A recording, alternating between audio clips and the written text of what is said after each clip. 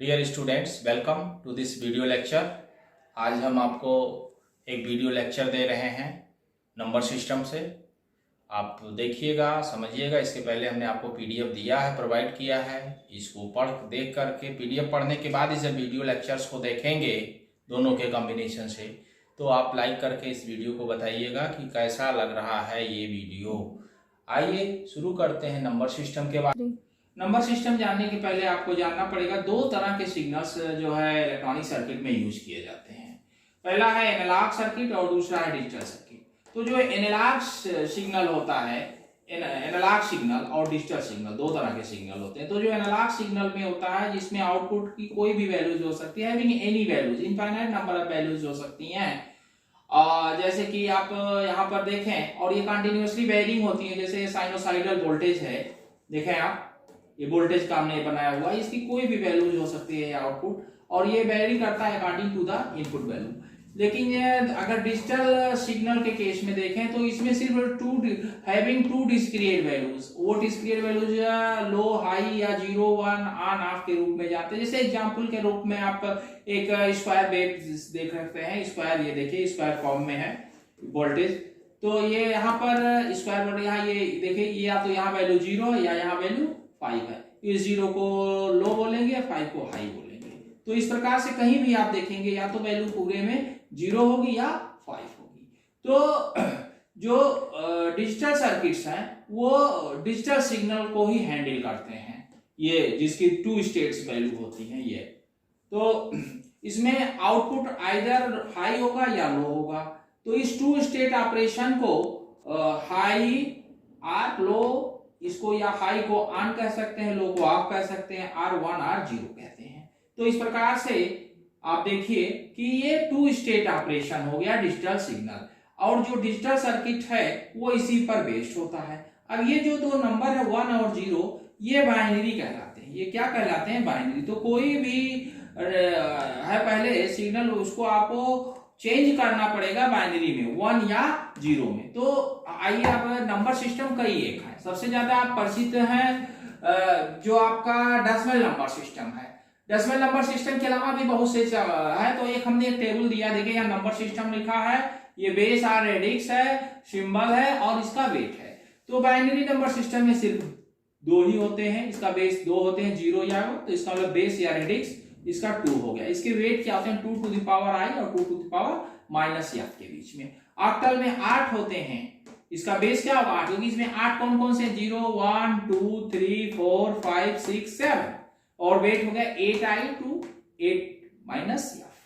Decimal में 10 होते हैं, वेल नोन है ये, 0, 1, 2, 3, 4, 5, 6, 7, 8, 9, और इसका जो वेट होता है 10i to 10f minus f। Hexadecimal में 16 होते हैं, 0, 1, 2, 3, 4, 5, 6, 7, 8, 9, A B C D E F।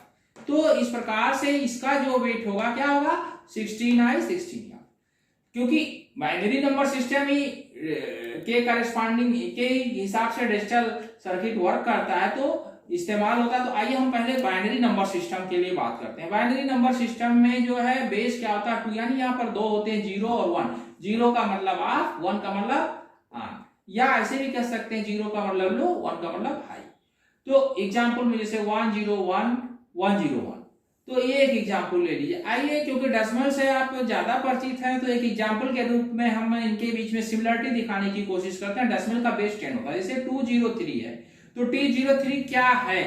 तो जैसे यहाँ पर 3 का कहते हैं कि 3 का स्थानीय मान क्या? इकाई, दहाई, सैकड़ा। तो उसका मतलब अगर इसके हम रिलेट करने की कोशिश करें, तो अगर हम इसको नंबरिंग दें तो ये हो जाएगा आपका 0 1 2। तो यहां देखिए, अब यहाँ 2 इंटू इसके 10 टू पावर 2, क्योंकि इसका बेस 2 है, 0, दूसरा 0 तो 10 to power 1 plus 3 into 10 to power 1। तो ये 203 को है। इसी प्रकार से अगर कोई बाइनरी नंबर है 101, इसको 101 नहीं पढ़ेंगे, क्या पढ़ेंगे? 101 जरूर दिख रहा है आपको 101, लेकिन 101 नहीं पढ़ना। ये क्या है? बाइनरी सिस्टम है, तो इसको बोलेंगे 101। यहां भी उसी प्रकार से हम नंबरिंग कर सकते हैं, ये 0 1 2। अब यहां पर क्या है? बेस 2 है, तो 1 है इंटू 2 टू द पावर 2 हो गया। यहाँ 0 है, तो 0 into 2 to the power 1 plus 1 to the power 0। तो 4 ये हो गया और ये 0 मल्टीप्लाई 0 प्लस 1 ये 5 है। तो ये 101 नहीं है, ये क्या है, ये अगर इसका इक्विवेलेंट देखें तो ये 5 है डेसिमल नंबर सिस्टम में। तो इस प्रकार से अब इसको और हम क्लियर करेंगे जब हम इसको एग्जांपल दें। कन्वर्जन बताएं बाइनरी से डेसिमल और डेसिमल से binary. So let us start conversion from binary to decimal as well as from decimal to binary. अब हम आपको बताएंगे कि conversion from decimal to binary. एक एग्जांपल ले लेते हैं। मान लीजिए हमने एक एग्जांपल लिया 13 जो है ये डेसिमल नंबर सिस्टम में है और इसका इक्विवेलेंट बाइनरी क्या होगा, इसको हमें पता करना। तो चलिए हम इसको सॉल्व करते हैं। देखिए आप किस प्रकार से हम सॉल्व कर रहे हैं, जरा सा इसको आप ध्यान दीजिएगा कि ये 13 है और इसका इक्विवेलेंट हमको क्या चाहिए, बाइनरी चाहिए। तो अब इस पे आप जो है क्वोशिएंट एंड देन रिमाइंडर। तो देखिए 13 है, 13 को आप 2 से डिवाइड कर दीजिए बेशक। तो 2 6 जा 12, रिमाइंडर 1 हो गया, ठीक है ना। अब फिर 6 है, 6 को आप डिवाइड करिए, क्वोशिएंट जो है 6 है, 2 से डिवाइड करेंगे, 2 3 जा 6, रिमाइंडर 0। 3 है, 2 से डिवाइड करेंगे, क्वोशिएंट 1, रिमाइंडर 1। 1 है, 2 से डिवाइड करेंगे, क्वोशिएंट 0, रिमाइंडर 1। अब देखिए यहां पर आप कैसे लिखेंगे इसको। तो पहले आएगा 1, फिर आएगा, फिर 1 आ गया रिमाइंडर, फिर नेक्स्ट रिमाइंडर देखिए ये आया 0 और फिर ये क्या आ गया आपका, ये 1 आ गया। तो आपका क्या हो गया 1 1 0 1। ये किसको रिप्रेजेंट कर रहा है, ये 13 को रिप्रेजेंट कर रहा है। ये बाइनरी सिस्टम में आप लिख सकते हैं कि 13 जो डेसिमल है इसका इक्विवेलेंट क्या होगा 1 1 0 1। अब एक हम दूसरा एग्जाम्पल भी लेते हैं, इसमें हम आपको फ्रैक्शनल पार्ट भी दिखाएंगे। चलिए दूसरा, हाँ तो अब हम एक दूसरा एग्जाम्पल ले रहे हैं, एग्जाम्पल 2। देखिए इस एग्जाम्पल 2 में हमने फ्रैक्शनल पार्ट भी ले लिया है इंटीजर पार्ट के अलावा। 10 पॉइंट मान लो ये 125 है, इसका इक्विवेलेंट जो है बाइनरी हमको पता करना है। तो ये क्या होगा, तो 10 को तो जैसे अभी हमने बताया इसके पहले वाले एग्जाम्पल में निकालिए। ये क्वेश्चन हो गया, ये रिमाइंडर हो गया। तो 10 जो है डिवाइड कर दो 2 से, तो 2 5 जा 10, रिमाइंडर 0 हो गया, 5 2 हो गया और 2 2 जा 4, तो 2 बार गया और ये क्या हो गया 1 आ गया। और 2 1 जा 2 2 जा 1 हो गया और रिमाइंडर 0 हो गया, ये 1 हो गया। इसका जो है आपका रिमाइंडर 2 से डिवाइड करिएगा तो ये हो जाएगा आपका 0 रिमाइंडर 1। तो ये क्या हुआ, ये आपका हुआ, देखिए ये हो गया 1 हो गया, ये हो गया 0 हो गया, ये हो गया आपका 1 हो गया और ये हो गया आपका 0 हो गया। तो ये हो गया तो 10 के करस्पॉन्डिंग।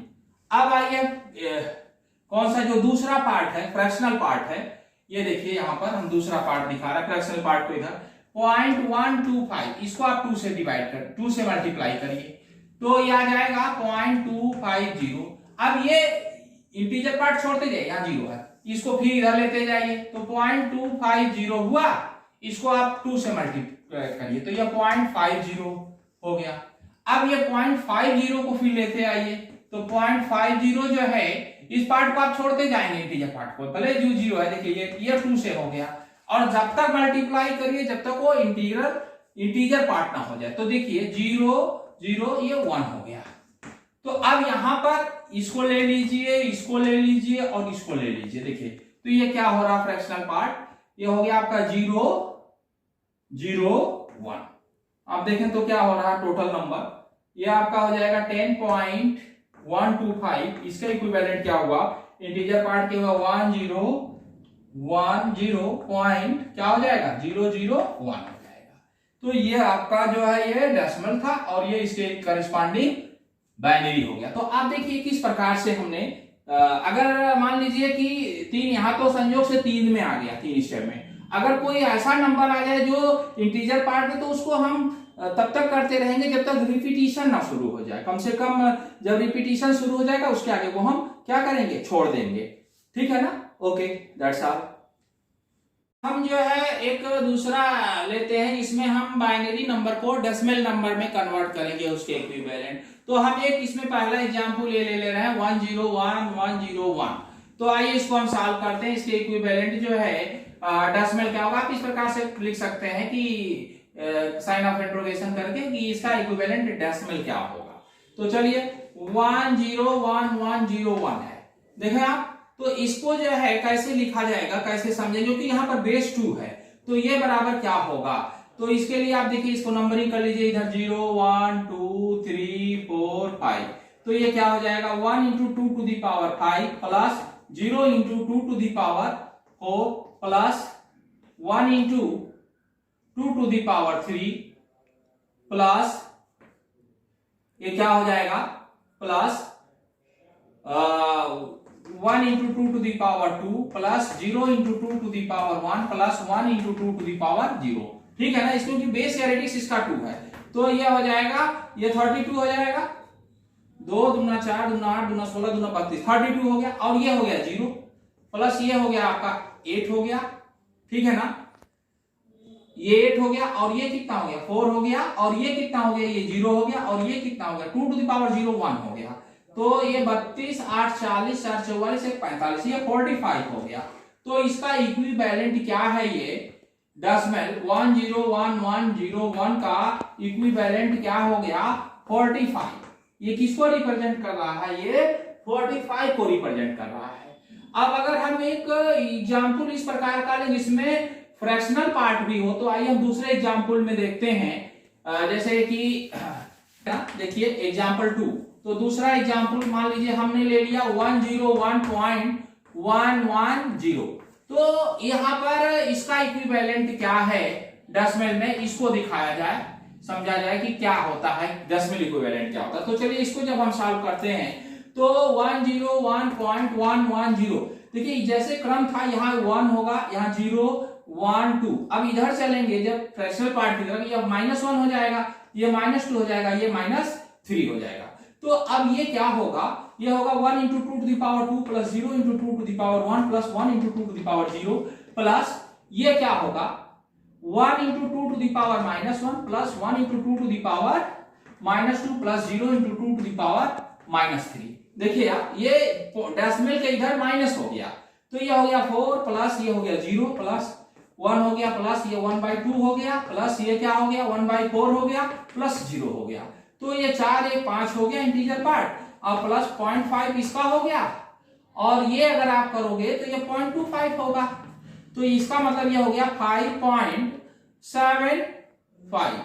तो ये किसको रिप्रेजेंट कर रहा है 5.75 को रिप्रेजेंट कर रहा है उसके करस्पॉन्डिंग डेसिमल नंबर को। तो यानी 101.110। अब देखिए इसको 110 तो ये हो जाएगा आपका 5.75 इसका डेसिमल इक्विवेलेंट। ठीक है ना, तो इसी प्रकार से आप और प्रैक्टिस करिए, समझ में आएगा। बेसिक फंडामेंट यही है, ये 2 एग्जाम्पल हमने इससे लिया 2 उससे लिया, निश्चित रूप से आपको समझ में आया होगा। ठीक है ना, okay, that's all for today. आपको मेरा वीडियो कैसा लगा लाइक करिएगा, शेयर करिएगा और बताइएगा। ओके।